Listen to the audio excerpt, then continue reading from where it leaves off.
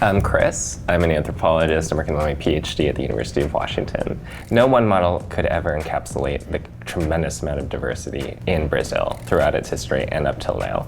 Cynthia is from southern Brazil, and she may not look like the kind of stereotypical image of a Brazilian that we might have in the United States. Brazil is a complexly multiracial society.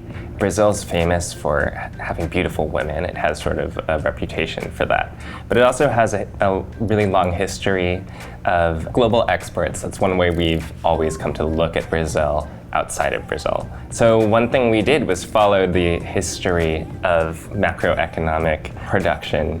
One image we wanted to start with in the 1910s is of Nair do Tefe. So she is a cartoonist, actually, and I think it was important that we start this whole video project with a woman that actually does produce her own images. And we based this image actually on a really meta portrait of her getting a portrait done. One of the largest exports in Brazil in the 20s was coffee. The image we chose was of an ad to celebrate Brazilian coffee all around the world. And to do that, we used this white woman's face. When in reality, that labor was probably really racialized. So it's not at all as glamorous. So one way we can think about the 20s in the eyes of the world outside of Brazil looking in is a sort of fetish of what coffee production looks like. I think we would be remiss if we didn't include Carmen Miranda. So in the 30s and 40s, she serves as our inspiration. She is huge in Brazil, and so huge, in fact, that she becomes a sort of icon or index to the rest of the world. In the 40s, we see her wearing one of her famous headdresses. If you're really thinking historically that a headdress made out of fruit actually also celebrates this rich export culture in Brazil. So fruit production, there's lots of conflict involved in the export of fruit between these mega corporations. So this person, Terezinha Morango, she's a Miss Brazil from the 50s. I think it was important for us to choose Miss Brazil from this particular moment. It's one moment where we see the export of beauty out of Brazil. For the 60s, we chose Rita Lee. It's very iconic. Tropicalia becomes a kind of aesthetic fad all around the world. People want to go to Rio and vacation. And this look, Rita Lee encapsulates this music, that vibe, are all part of that global desire.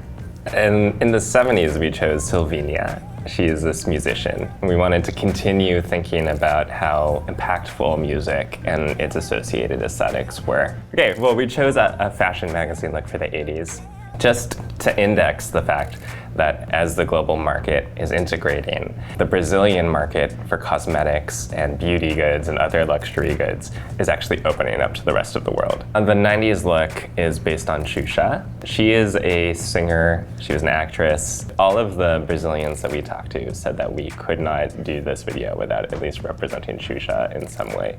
So for the last two looks, we chose Brazilian supermodels, which come to represent Brazil to the rest of the world. So we thought about the different ways we could represent the present in this video, but knowing that we had this really beautiful and talented supermodel working with us, we had to, of course, choose one of her own looks.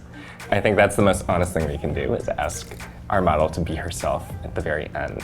I mean, one thing I think we've tried to do in this video is track how women's beauty and women's beauty standards are actually indexed the entire time through an economic history of Brazil. When it starts with coffee and fruit in the beginning of the century, and we end with beauty itself as the final commodity, the thing that can be commoditized. In this series, we've run into the problem of representing a really diverse population before. And so just because we're doing Brazil with Cynthia now doesn't mean we can't revisit it with other models, right, that represent other histories.